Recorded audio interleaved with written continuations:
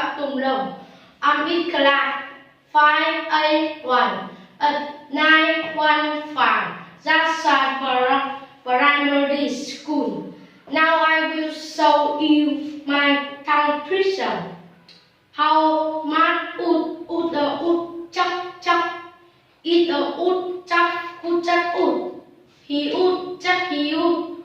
As much as he could. And chuck as much ud. How much ud chuck chuck. If ud chuck ud.